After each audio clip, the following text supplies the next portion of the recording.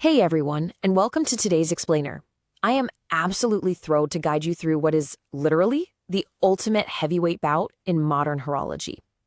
Look, if you've been searching the market for a robust luxury dive watch, I know for sure you've crossed paths with these two titans. Today, we're unpacking the ultimate choice, the Omega Seamaster 300M versus the Tudor Black Bay 58. Both of these incredible timepieces are widely considered the absolute premier alternatives to the Rolex Submariner. But here's the real question we're answering today. Which of these bad boys actually claims the crown for your wrist? We aren't just looking for an objectively better watch because, spoiler alert, they're both phenomenal. Instead, we're looking for the absolute perfect match for your specific lifestyle, your aesthetic, and your functional preferences. So let's jump right in. Here's our game plan. We'll be covering the dive watch duel, origins and heritage, design and aesthetics, case, build and fit, movement and performance, and we'll wrap it all up with the final verdict. Starting off with part 1, the dive watch duel, two true titans of the deep. The Omega Seamaster Diver 300M and the Tudor Black Bay 58 both hold this incredibly respected position in the watch world. They're celebrated across the board as robust, high-quality alternatives to the Rolex Submariner. But what's truly fascinating here is how entirely differently they approach that exact same goal. They are formidable giants, no doubt, but they cater to completely different tastes and practical desires. Moving right along to part 2, origins and heritage. Let's dig into the roots of the dive watch. Both of these brands boast seriously deep oceanic legacies, but their journeys are totally unique. Get this. Back in 1948, the Omega Seamaster actually started its life as a dress watch. Yeah, it was meant for elegant gentlemen, not an underwater tool. It wasn't until 1957 that Omega evolved it into a dedicated diver. On the flip side, Tudor's dive heritage traces straight back to the 1950s, characterized by these gritty, military-inspired designs and their famous big crown roots. Fast forward a bit to 2018, and Tudor launched the Black Bay 58 specifically as a modern tribute to that very 1950s military era. Now, while Tudor really leaned into that vintage military tribute, Omega cemented its legacy by catapulting straight into the mainstream cultural zeitgeist. As our sources highlight, the Seamaster gained immense pop culture fame through its association with James Bond. It literally became the silver screen icon of the sophisticated, modern super spy. And honestly, that changed the brand's trajectory forever. All right, part 3, design and aesthetics. It's a classic showdown of modern precision versus vintage charm. The visual divide between these two is just striking. Omega is offering you a thoroughly modern, high-tech machine. Think polished ceramic dials, laser-engraved waves, and a super slick ceramic bezel. It even throws in a practical date window down at the 6 o'clock position. Tudor, meanwhile, goes for this beautifully restrained vintage vibe. So instead of high-gloss ceramic, you're getting the incredibly warm charm of a matte dial and an aluminum bezel. And, keeping entirely with that vintage simplicity, it's strictly a time-only watch. No date function whatsoever. You know, we absolutely can't talk about Tudor's aesthetic without highlighting the snowflake hand. This is Tudor's signature angular hour hand, and it's a defining hallmark of their whole vintage-inspired look, really anchoring the watch's mid-century military design ethos.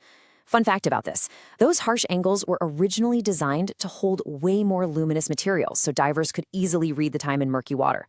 It's just a small, functional detail, but it gives the Black Bay 58 such an unmistakable visual identity.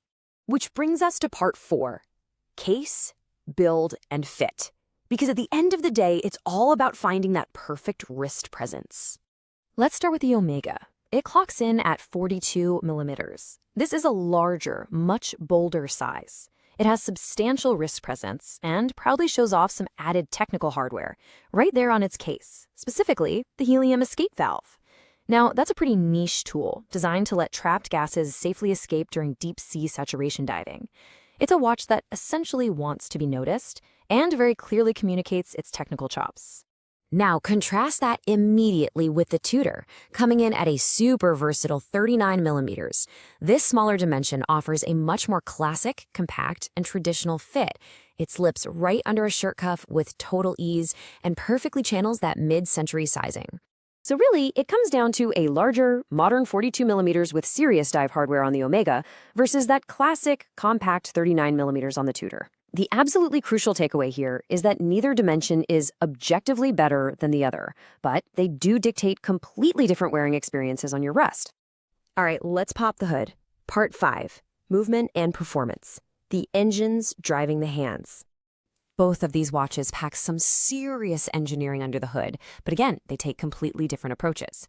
The Omega utilizes the Calibre 8800. This is a highly precise, META-certified movement featuring Omega's famous coaxial escapement. Basically, that means it's practically immune to everyday magnetic fields and highly durable. The Tudor, on the other hand, relies on the Calibre MT5402. That's a highly reliable COSC-certified movement which ensures extremely strict, tested daily accuracy. Both of these are just exceptional engines that are going to keep incredibly accurate time for you. But here is where a very distinct, practical difference emerges. The Tudor provides a really robust 70-hour power reserve compared to the Omega's 55 hours. Now, why does that matter to you? Well, a 70-hour reserve means you can literally take the Tudor off on a Friday evening, leave it sitting on your nightstand all weekend long, put it back on Monday morning, and it will still be ticking. It gives the Tudor a very specific, practical, mechanical edge, especially for weekend wearers. And that brings us to part 6, the final verdict. Which legacy will you actually wear? Let's synthesize everything we've just learned and build a profile for the ideal buyer of each watch. The Omega Seamaster 300M is really for the enthusiast who truly appreciates high technical precision and is drawn to a bold, modern, high-tech design. If you want those refined, polished ceramic aesthetics, the laser-engraved waves, and that noticeable 42mm presence, this is absolutely your watch. You just have to be comfortable with the fact that the Omega typically commands a higher price point, both at retail and on the pre-owned market. Conversely, the ideal buyer for the Tudor Black Bay 58 is someone who just prefers vintage-inspired simplicity. If you value a smaller 39mm footprint and you're drawn to the understated, matte charm of an aluminum bezel and a clean, time-only dial, the Tudor is speaking your language.